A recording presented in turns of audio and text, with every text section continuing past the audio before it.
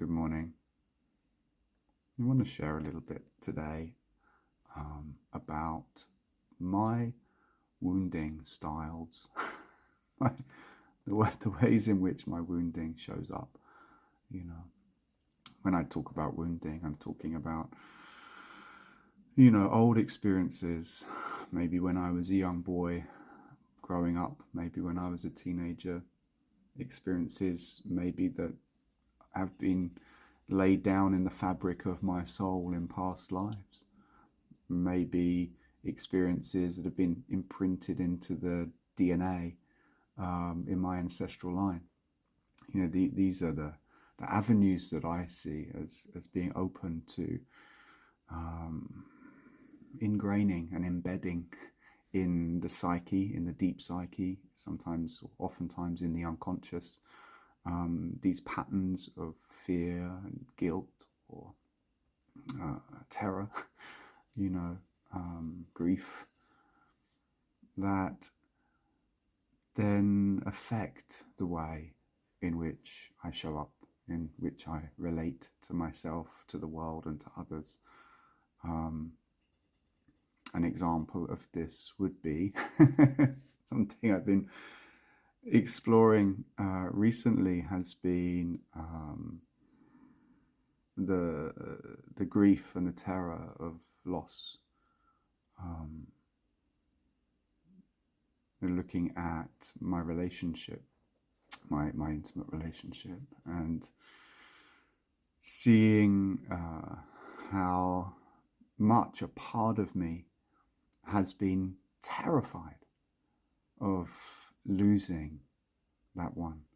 And there's been an experience that's played out that seemingly, to my part, was extremely threatening to the solidity and the continuance of my intimate relationship. And for my part, this was utterly terrifying. And in fact, as I've gone through it, there have been many parts involved in this that through the trigger, through the perceived threat, have come to the surface. I'll talk specifically about one part, just to keep it simple. But there was an intense emotional reaction. I mean, really intense.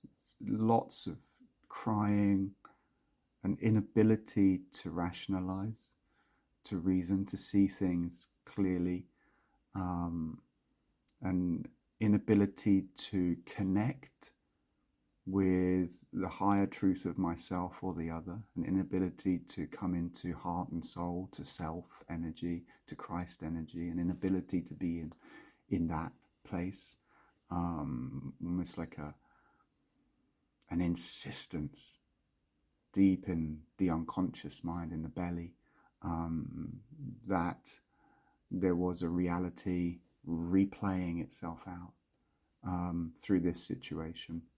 The end was certain and was frightening, and the wounding, the trauma was very powerful and deeply upsetting. After some time of feeling, after weeks actually, of deep feeling, and moving through some of the other parts and the way that they were relating in this situation, I found that I could come to a place where I could come out of that part. It was like the emotional journey of that had completed in some way. I'd felt my way through what I see as the kind of fog that surrounds the part. It's almost like the emotion creates these dark clouds. That's what I see, like these dark clouds that surround this point of light in the center, and the light is completely obscured by these clouds of emotionality. That generally the psyche goes, no, I don't want to feel grief, I don't want to feel terror, I don't want to feel abandonment. I don't want to feel loss. So the part itself buried within that is resisted, rejected, condemned really to the unconscious until the trigger comes in and the activation happens, because it's the right time to start looking at this. So this part was really ruling, from what I can see, a lot of my life. Very deep emotionality, intensity, fear of loss, grief, a deep sense of aloneness. And yesterday there was a clarity that I came into after really moving through this emotionality and being able to create a sense of safety in myself and holding over the past few days. And I really felt clear in the question, what is at the heart of this? Because this part needed reassurance. It was so desperately in need of reassurance and comfort.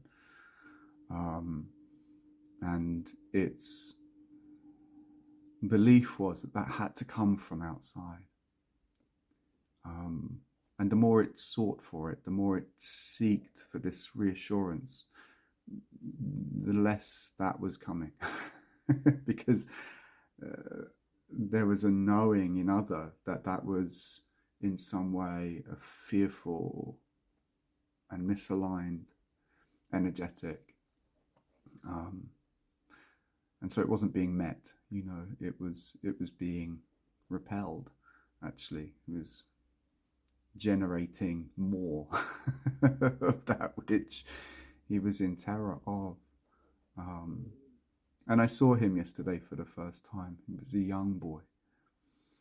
And there was a vision, from what I understand to be another life, in which the village that he lived in was attacked and burnt down, and his family, his mother and his father, were murdered, and he was left alone,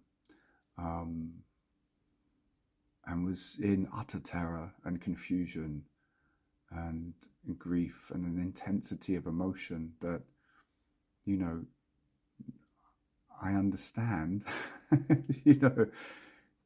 did not come from this life for me. But there was such an intensity of experience, emotion there to feel. But what he really wanted was his mother. He wanted the embrace of his mother. And this part has been looking to my intimate relationship as being an opportunity for him to become fulfilled in that. And of course, that's not the role of my partner. My partner is not there to be a mother to my parts. And having felt my way through this and getting into this clarity and seeing him, I was able to be with him in breath and love and deep compassion and holding. And I know that when I'm in my truth, there is the mother and the father in my heart, because I am whole. There is union within, and the mother is as available in me, even though I am a man at this time, in this form. The mother and the father, Mama and Papa God, if you like, abide within the depth of my heart together. And I was able to bring him into that embrace within myself. And instantly, the projection of neediness that I was holding in my relationship simply dissolved and vanished away. And this has been a persistent and insistent energy in me for some weeks, whilst this situation has been flowing and unfolding, that I've been in terror of loss, that I've needed constant reassurance, that never came in a way that satisfied my part. And yet, when I went through the emotion, through this cloud, this dense cloud, when I connected with the vision of that child, was able to bear witness to what had happened, when I was able to connect myself with him and bring him into the loving embrace of the mother within my own heart, then there was and is this palpable transformation in the way that my energetic is showing up as an experience. And it's felt, not just by me, it's felt by the other. And it allows for then a shift and a transformation in the energy coming from over there, because then the resistance and the avoidance of meeting that part, my part, in a way that feeds it, or in a way that indulges it without actually bringing healing to it, that can drop away, and then relationship can continue in a way that feels harmonious, which is really beautiful. It's really, really beautiful. So this is a little, I suppose, snippet of what I understand healing to be, the reunification of our fragmented parts, what Joshua would call the lost sheep or the little selves. It's a process that's well known in many forms of therapy, whereby we bring back in to the wholeness of self that which we have rejected and denied and pushed away through the fear, really, of feeling the intensity of emotion that surrounds them. And I think that process can only happen when we have, I think, gently over time increased incrementally our capacity to feel without becoming so embroiled in the part that we lose sense of self, of who we truly are. And for me, that process happens through breath work, through self-love and inquiry, through developing compassion, and through exercising if you like, the emotional muscles of being able to allow feeling through the system, through the body-mind, which is a wonderful tool for the transformation and the transmutation of old emotional psychic material back into light, essentially, through the allowance of feeling. And then obviously the opportunity to be with parts in a way that is truly healing.